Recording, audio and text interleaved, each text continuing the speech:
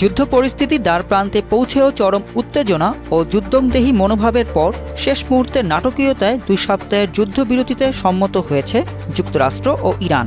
পাকিস্তানের মধ্যস্থতায় মধ্যপ্রাচ্যে প্রায় 6 সপ্তাহ ধরে চলা যুদ্ধের আপাতত অবসান হয়েছে, আর এই চুক্তির অংশ হিসেবে ইরান হরমুজ প্রণালী খুলে দিয়েছে।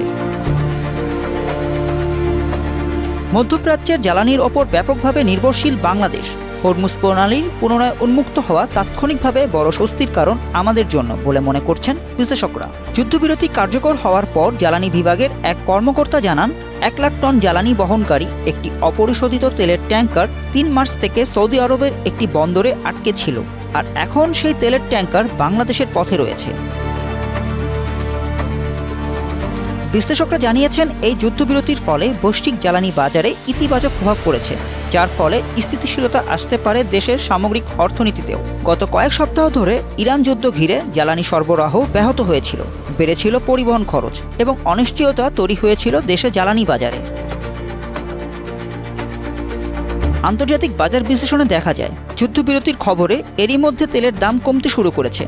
ব্রেন্ট ক্রুড তেলের দাম 16% বেশি কমে এশিয়ার প্রাথমিক লেনদেনে ব্যারেল প্রতি $91.70 নেমে আসে, যা আগের দিনের $109.27 থেকে অনেক কম।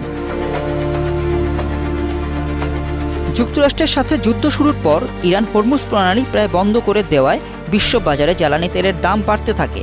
এক পর্যায়ে তা ব্যারেল প্রতি $119 উঠে যায়। যুদ্ধের কারণে মধ্যপ্রাচ্যে তেল ও গ্যাস সরবরাহ মারাত্মকভাবে ব্যাহত হওয়ায় বেড়ে যায় জ্বালানি ব্যয়, যার ফলে দেশের অভ্যন্তরে জ্বালানি তেলের আতঙ্ক বেড়ে যায়।